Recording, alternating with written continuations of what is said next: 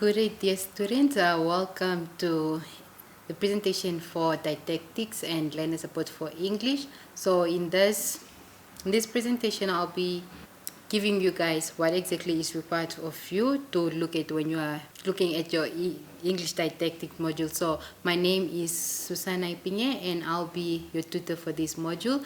You can basically contact me preferably through the emails at susanaipinge@gmail.com. But if students are not able to reach me through my emails, they can as well make use of my my contact details, such as through the cell phone number. So when we talk about English didactics, it's very important that we know about the different teaching philosophies or trends that can be used when teaching. So when we are teaching, we do not just we use different trends. So which trend is actually best for certain students, and what exactly this philosophy or this trend, and for you to be able to identify that philosophy or the different trend that you should be using when teaching these students, is when you understand exactly what does this philosophy contain, what does this trend contain, or how can I make use of these different strategies that are contained within this philosophy in order for the students to understand me, or for the student to make the learning environment better for the students. So we have what we call the behaviorism trend or philosophy, and this behaviorism trend or philosophy, as it states, it's about behavior. So it's about molding the behaviors of the student as a teacher. So when we talk about the behaviorism trend or philosophy, that's when we say that the learners can be taught just by feeding them. So you give the students information, and then the students all learn at the same time. So we believe that when we are making use of the behaviorism, that what you give to the student is what you get out. So when you are a teacher and you're busy teaching the students according to the behaviorism trend or philosophy, we believe that you give them the information, and that information that you give them, if you are busy teaching on the board, that information that you give them is what you get out from the student. Then we say that they are all learning at the same pace, they are all in the same class, so we expect that all students are learning in that behavior, and they're learning at the same pace, and they're both able to understand what exactly is happening in the class through the behaviorism trend or philosophy. And then we have what we call the constructivism trend. We say this is when teachers teachers believe that students actually have the pre-knowledge of what is expected of them. We know that students can learn from home, and especially now that the world has evolved through social media, students can learn. So we believe that it makes it easier for teachers, because we perceive that students have certain knowledge. So for us, it's just to actually activate that knowledge for the student in order for them to understand what is happening in class, what exactly is the context, or what is the subject all about in that certain area. So that is the constructivism trend, which we believe that students actually have a pre-knowledge of what of the surroundings. So it's just for us to exactly now direct the students exactly to which part of this do they need to know. So that is constructivism. So it's very constructive. So it's like you are correcting students in such a way. If the students tell you for you to be able to construct this, and then you need a subject and a verb. So you as a teacher, you now say that yes, you need a subject and a verb and also an object. So it's very constructive when you use this type of philosophy, because you believe that the students have a certain knowledge of that certain subject already. And then we have also what you call the learner-centered teaching. When you talk about the learner-centered teaching, we also talk about the pre-knowledge. It's about the pre-knowledge, but yet the teacher is facilitating this environment. The teacher is there to guide these students according to the pre-knowledge that the students already have. So that is the learner-centered teaching. It's not just based on the learner themselves, but we believe that learners have a certain knowledge, but then you as a teacher, you have to facilitate that knowledge in order now for the student to be able to understand exactly that type of knowledge that they have. And then we have the active learning. This active learning, the students are fully involved. That is when the students pay their full attention to what the teacher is saying, and they are able, the teacher and the learners are able to both interact. They are both they are both able to add new information to the subject that is being learned, and be able to actively exchange that type of information. And then we have the collaborative or cooperative learning. When we talk about the collaborative or cooperative learning, we know when we give tasks in groups and you are able to do maybe group assignment and such, that is collaborative. That is when we teach students exactly to work in groups and to work as a team, being able to collaborate together, be able to work on a certain task together, and being able to come up with information as a group and not as individuals. So that is what we call collaborative or cooperative learning. The other teaching philosophy or other teaching trend is what we call deductive learning. This is when now the teacher imparts information, then the learners use it. So when we talk about the deductive learning, that is basically when the teacher will give a certain lesson in class, and after that certain lesson, students are now expected to write a test. And when they are expected to write a test, they are now giving you back the feedback of basically what they have learned from the teacher, or what was the teacher teaching. So deductive learning, the students give feedback to the teacher of what the teacher was actually teaching after the teacher has imparted that information, because there is certain information that students do not know. So after now giving the student that information, the teacher is able to evaluate exactly whether the students understand. And then we have the inductive learning. Inductive learning, that's when the learner use it, the general information. So the teacher will give general information to the student, and then now the student have to also do their own research to find out more about this certain topic. When we talk about inductive learning, that's when assignments also come in.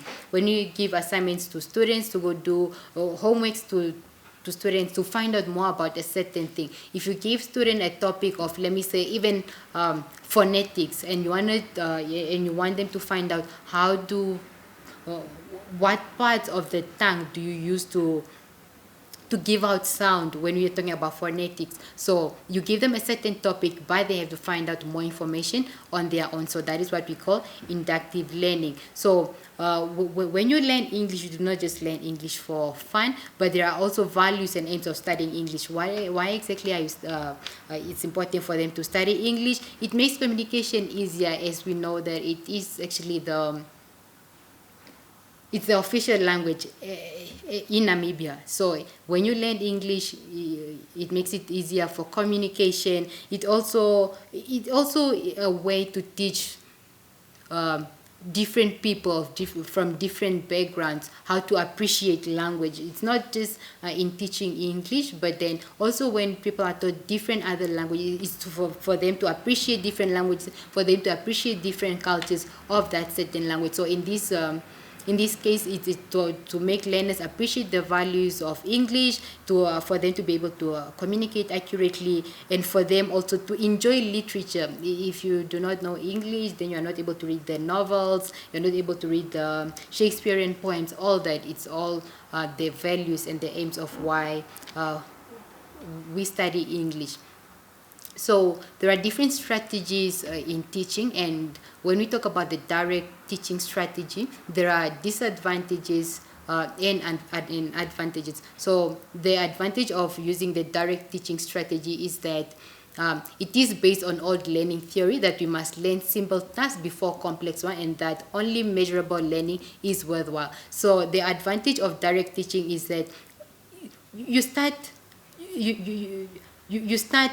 teaching slow by slow. You do not just immediately start talking about, let me say, maybe how you can divide words, but you learn slowly. You know the meaning of the word, and then as time goes on, you start learning different ways of how you can separate different words, and then also how to make tree diagrams of those words. So the advantage of this direct teaching is that it doesn't just give you complex information at once, but it gives you information slowly until you are actually able to pick up now the different aspect that you need to know. So, and it makes the learning worthwhile. If you just start, let me say, if you are a beginner in English and you are told to maybe even write a certain assignment already, just like write paragraphs, you are not able to write paragraphs, but then with direct teaching, maybe you'll start with saying write different words with different meanings, and then from the words you start writing paragraphs, from paragraphs, and then you can write a whole assignment on your own. So that is the advantage of direct teaching. And then that's the disadvantage. And then the advantage is that the teacher has control of the timing of the lesson. So with direct teaching is that the teacher is able to say that if the lesson is just for 1 hour, it remains as such, it's just for 1 hour. So that is the advantage of direct teaching. And then the grammar lesson, game based. So when you're teaching grammar to the learners, it's quite important to make it fun for the students, for them not to get lazy. So in order for you now to teach students grammar, you can use different games that can help them with their grammar. So you can use cardboards, you write out words, you can use posters, paste them on the walls, and for students to be able to pick up the different grammars or different spellings of different words as such. So when you are a teacher, basically, it's important to be able to do public speaking. Teaching is also a form of public speaking. So when you are doing public speaking, what are the important aspects really? What should a public speaker be able to do? It's very important that you do research on a topic. When you know more information about a certain topic that you as a speaker are going to present on, it makes it easier. So make sure that you research on the topic that you are going to research on, and then focus. It's very important that you do not include other aspects in your presentation as a speaker. If it's not part of that, if it does not play any role, it's not important to that topic, then do not include it. So remain focused on that certain topic that you are able to do the presentation on, and then you also now organize your ideas logically. Be very presentable. Do not confuse your listeners by touching different ideas without really making any logic. So you have to make sure that your ideas are organized logically. And then you also employ quotation, facts, and statistics. It's very important as you do presentation, do references. Make sure that you are able to tell your listeners or your audiences exactly where did you get this information. If there are facts or different stats on that certain topic, be able to refer to it and make your speech very academic, that people are able to see that yes, you did research on this certain topic, and what you are speaking is not opinion but rather it's facts. So we have different types of methods or strategies for teaching reading. How can you teach students how to read? You can either use the inductive method, which we say that it's very scientific, and this method you first have to state the question, and then what are you actually looking at? What are you researching as such when you are teaching this reading? Why must we read this piece of text? So you have to state the question, and then after you state the question, you make the observation exactly or of what exactly is happening in this text, and then you form a hypothesis. And when you form a hypothesis, this is exactly what do you get from the text, what is required for you to get from the text, and then you now test whatever hypothesis. What is this hypothesis that this certain text is trying to bring out. What is it? And now you are able to now test this hypothesis, whether is it true or not. And this is why we call it scientific, because it should be something that should be tested and be proven as such. So you test it, and then you analyze, and then you draw a conclusion of exactly what are the findings after now you have done this experiment. That's why we say it's a scientific method, because we're able to use an experiment and find out and draw a conclusion of whether this hypothesis is true or it's not. So we are able to prove that hypothesis. So that is the inductive or scientific method for teaching how to read. So what other reading materials can you make use of as a teacher to your student? There are a lot of reading materials, and now people have smartphones, so it's easier to get any reading materials, even online. People, you can even reading advertisement, you writing a resume like a CV, cover letter, writing work memos, reading a driver's manual. Literally everything now has something to read on. Even certain packages of food, you are able to use it as a reading material. So reading material, they are very easy to access, and you can get them anywhere. So as a teacher, it's very important that you should know how to motivate learners to read more. Some learners hardly read. The only time some students read is when they have to study for a test. So it's very important that you motivate them how to read. So you can, as a teacher, you can create a reading center for them. Even in the classroom, you can have a corner where you have different novels, different reading materials, even magazine, newspapers. You can have that in the class, or even the library should have an inviting atmosphere so the learner would want to go there and read.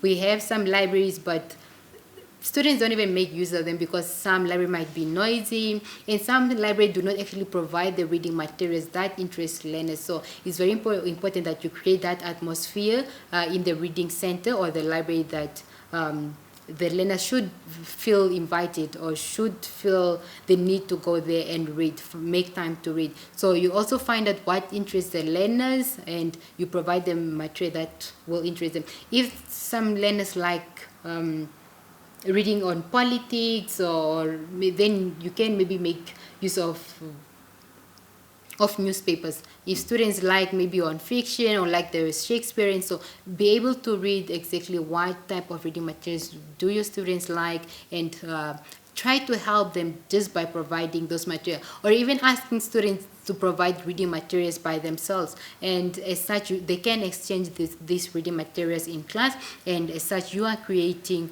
a reading culture in their learners, and as such you are motivating them to read. And you provide short stories, magazine, anything that is readable to the students, you are able to provide them, and as such you motivate the learners to read more and not just be reading other subjects when they are studying for tests as such. So there are challenges when it comes to reading, and this is what we say, that the causes of reading problems. What really causes problems for learners to read? So there is difficulty in recognizing the script of a language.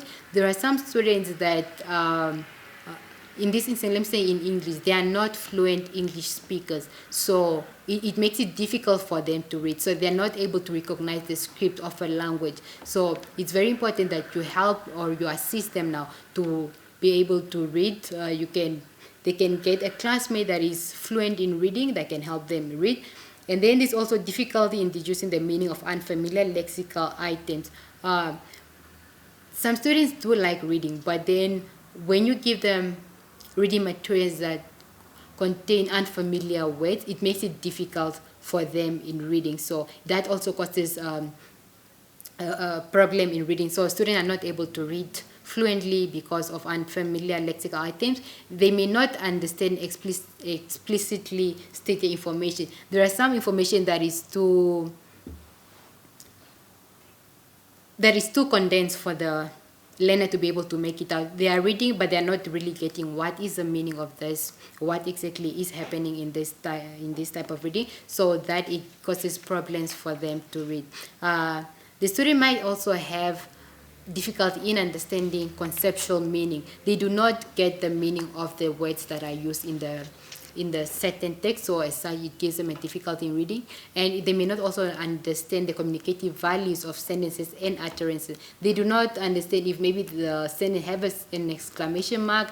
They try to find out exactly why does it have an exclamation mark, why do they make use of an exclamation mark. So they have this question in their head, and as such it makes it difficult for them to actually be able to read properly, so it causes a reading problems for them. And some may also have trouble in understanding relations within the sentence. They do not know what is the relation between this first sentence with the second one, so as such it makes it difficult for them to read. So as a teacher, you try now to make it easier for them by constantly providing reading materials to them, being able to explain different reading materials to them, and give them a chance to actually to express themselves on what they have read. When students give feedback on what they have read, the text they have read, it also helps motivate their reading skills. It helps them to improve their reading skills as such. So how do you improve also spelling? So there are some techniques that can also help when students are struggling with spelling. As much as there are techniques to help them better their reading, there are also techniques that can help them with spelling. So what are the strategies that you can use to help them improve their spelling? You can actually make them spell a word that is unknown to them, new words. So when you constantly bring out new words, you help, and then you help them spell them. It improves their spelling technique. Also, there's also this strategy of saying look, say, cover, write, check. So that means that you give the student a certain word, so they look at it, you make them say the word, and then you cover that word, you make them write, then the student should write out that word, and then now make a comparison whether they spelled that word exactly the same or they got it wrong. So using that method, it can help the students to improve actually their way of spelling, or to improve their spellings by using the look, say, cover, write, and check patterns. So there are also patterns for them to recognize. There are words that students need just to look at it by how it's written for them to be able to spell it correctly. It's also important for them to recognize phonemics, and when we talk about phonemics, it's when we have some words that have silent words. There are words that are spelled out, but then you don't need to read it exactly as how it's spelled out, but there are some silent letters. So it's very important when they recognize exactly, does this word, just because I'm saying out this word in a silent pronunciation, does it mean that I should omit this letter? So for example, the word Wednesday, when I say Wednesday, you hardly won't hear the pronunciation of the letter D, but does that mean that the student should omit the D? Obviously not. So when you recognize that the phonemics, you are able to also say that this is a silent D, but then in the spelling it should be there, and as such you will help improve the spelling by recognizing the phonemics of a certain word. Word identification, be able to identify words, and as such you are able to identify the letters within those words and spell it correctly. There's also computer assisted interactive learning. That is when you are making use of a computer, even Microsoft Word, it's able to underline a word if it's misspelled. So it also helps improve with the spelling when you're able to see exactly how a certain word is supposed to be spelled. So there are different approaches when it comes to assessment. When you're assessing students, there are different approaches that you can use. So what is an assessment? We say that an assessment is inherently the process of gathering information about the learner's knowledge and skills, their ability to apply this in the subject and also in everyday life. So when we talk about assessment, it's about you assessing the skills that these students have. So after you have taught a lesson in class, now it's time for you to actually evaluate the skills of these students. Are they able to apply this on their own? And as such, we now give assessment to the students. So what are the reasons that we give assessment? It's just to evaluate the success of instruction and the achievement of learning, and also to inform further instruction. So when you are able to give a lesson in class, being able to assess it, we're able to see, did the student actually understand this certain topic, or do I need maybe to use different forms in order for them to get a better understanding of this of this certain topic that we have covered. So we just give assessment just to evaluate the success of this instruction. Was it successful? And to actually inform further instruction, whether should we improve on how we gave the previous lesson, maybe for the student to understand better, or how exactly should we improve on a certain way of giving assessment. So we have different types of assessment, which are the formative assessment, summative assessment, diagnostic assessment, continuous assessment, and all these assessment contain different ways of assessing learners. So most basically, when we talk about assessment, most of us just think about the continuous assessment, which we say is CA.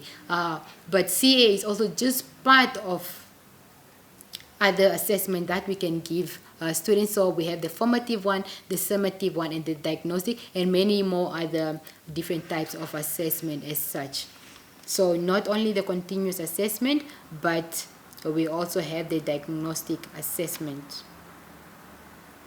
So you can give now the assessment in different forms, and this method of assessment, it can either be a written test, it can be a written assignment, it can be oral assessment, it can be written examination. So these are all methods of how we assess learners, whether it's through a written test, whether it's an assignment, or a project, or oral assessment, and this is when they do presentation in class, or even written examination. Those are all ways that we have to assess how the skills of the learner, whether they understood exactly of what was the lesson that was presented in class. So that's how we assess the learners. So there are some guidelines when you are setting up an assessment for English. So it's very important that you look at the aspects such as the purpose and the impact. What is really the purpose of you to give this assessment?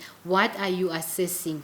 If let me say, if it's on report writing, so you should have that in mind, that this assessment that I'm giving, it should assess on report writing. And when I'm talking about report writing, that includes the structure of the report and how the student should be able to construct sentences, and also be able to identify the different contents that a report should have. So what is the purpose of really you giving that assessment? You should have that in mind. And also the validity and fairness. How valid is this assessment that you are giving? Is it fair? If students are able to write it, are they able to score good marks? Are they able to score? Is the assessment method actually fair for all these students? And reliability, are the students, how reliable is this method that you are using for setting up this as assessment? And the significance, is it significant? Is it important that you should set up this type of assessment for these students? So it's very important that you use those guidelines when you are setting up an assessment for English.